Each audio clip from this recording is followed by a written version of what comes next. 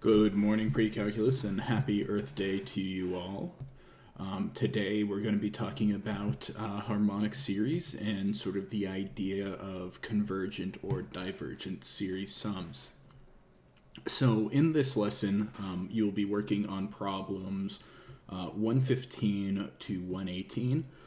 But to sort of start that off, I'm going to go through 114, which will be utilized later in 116. So I encourage you all, hopefully you all actually watch this video and get to sort of see what we come up with. So in the start of this lesson, it talks about sort of using harmonic series and sort of calculating out the sum of a harmonic series. And it's sort of a common one in music. Where you have like the half notes, all that type of things, so to make the same time measure. So one of the things we're doing is we're adding the sum where you have 1 over like 1 plus 1/2 plus, and then you have 2 1/4, 4 1/8, 8 1/16, 16 1/32, so on and so forth. And we're trying to find the sum. Now, with this, one of the key things we have here is if we think about it, this is sort of like we can't really make an equation that directly represents all of this. But what we can do is if we look at sort of individual components. So right here, 1/2, that is 1/2. So that's 1/2. And then 1/4 plus 1/4 happens to also be 1/2. And then 4 times 1/8 also ends up being 1/2. And then we have 8/16, which is also 1/2. And as we sort of go through, we end up having a way to represent this series as something like the sum from n equals 1 to infinity. We'd have 1 plus this, and then if we think about it, we can sort of redo it since it goes on infinitely amount of times. We can say that it's 1/2 n. And this is because like both series approach infinity. Technically, this series has more terms, but they're equivalent sums. Because if you think about it, we're just adding 1/2, 1/2, 1/2, 1/2, infinite number of times, rather than adding something like 1/2, a quarter, 1/8, like keep adding an eighth, keep adding a 16th. They end up being equivalent sums because each of these separate sections end up adding up to 1/2. So if we think about it like this, then what we can say is that our sum is infinite. Because if you think about it, messed up my thing a little bit. Because if you think about it, we're adding 1/2 over and over and over again for an infinite number of times. So we end up with just 1/2 added over and over, which gives us an infinite answer. And this is going to be really useful in a little bit, because what we're going to be looking at is sort of a different harmonic series where it's just 1 divided by n. So if we look over here, it's 115. We're going to try 1 over n with different things, and we're going to sort of see what they add up to. And we can go ahead and use a calculator for all of these to sort of spit out the answers, because we're adding we're sort of doing from n equals 1 to k. In the textbook, it gives us some labels of k's that we want to use, and so we're going to calculate that out, and I did that already using Desmos. But because I figure some of you might not be all that familiar with Desmos in terms of using the sum function, I'd sort of show you how to do it. So what we would do is we would type sum, and then it's going to put in the sigma notation, and we can do 1 to k, and then we can do 1 over n.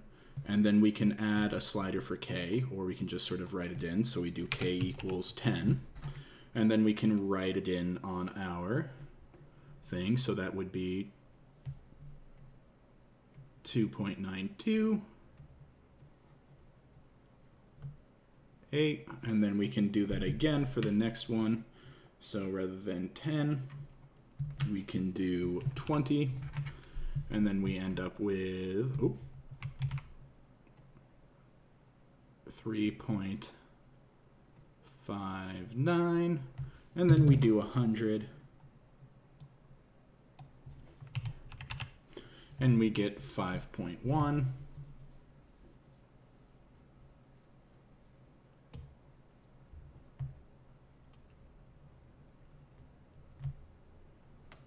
One, 8, 7, and then we do it one last time for 500, and we end up with 6.79.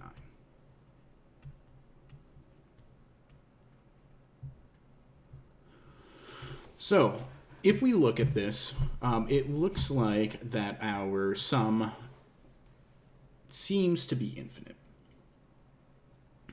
It doesn't seem to be slowing down, or it seems to be slowing down a little bit, but it doesn't seem to be converging to an exact value. And we're still sort of getting increases in the number of values.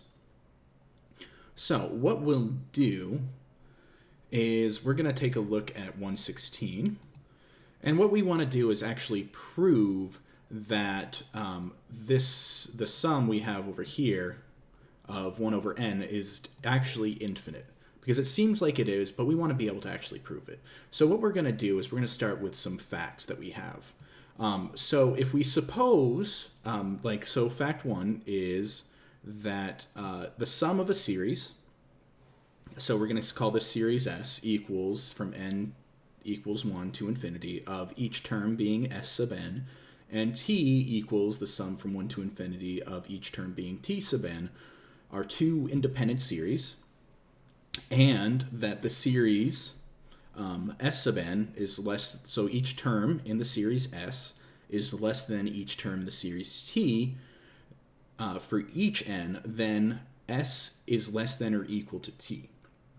So basically the idea here, you're going to sort of take a moment, try to explain it for yourself, and then I'll just explain it as well.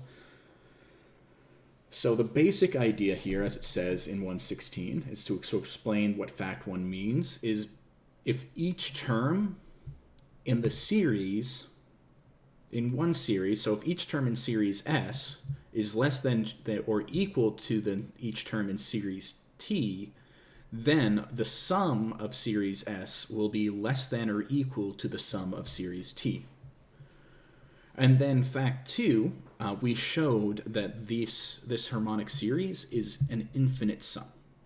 So what we're going to do is we're going to use both of this information to sort of show that the sum of 1 over n from n equals 1 to infinity is also infinite. So what I did to do this was to sort of start out, and I wrote out the sum of each of these terms, sort of a first few terms for each one. And what we're going to do is we're going to sort of see something. So let's call the one in blue series T. So 1 over n is series T. So we're going to say T equals that. And then for the one in green, which is our harmonic series, which we proved in fact 2, we're going to call series S. Now, for this, let's take a look at our numbers. So in these two, first term, the 1, each of the terms are equal. Second term, each terms are equal. This one, let's just sort of we'll do some sideways writing. So equal, equal. This one's less than. Oh, now it's equal. This one's less than, less than, less than, equal. Oop, not less than. Equal, less than, less than, less than, less than, and then equal. So if we look at this, each term in the series, so each of these terms right here would be S sub n, and each of these terms would be T sub n. So if we look at our sort of idea, so S sub n is less than, if each term of S sub n is less than or equal to T sub n, then S is going to be less than or equal to T. Now, as we look here, each of these terms is, in fact, less than or equal to each of these terms. So what that would mean is that S is going to be less than or equal to T. Therefore,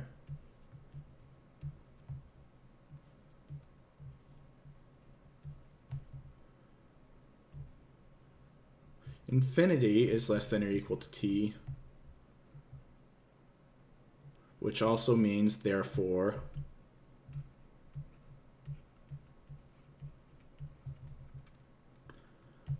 the sum of n equals 1 to infinity of 1 over n equals infinity. Now, with that, so that's the basic idea of what we're getting here, is we're using ideas to solve and sort of create some, to determine whether series converge or diverge, and sort of compare relative sums within each series.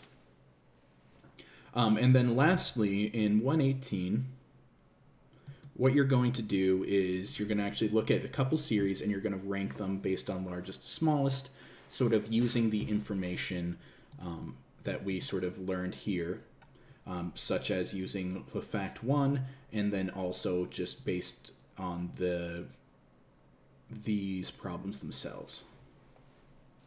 So you might want to compare terms, sort of write it out and compare maybe the first 10, first 15 terms of each of these functions, so then you can rank where the sums are.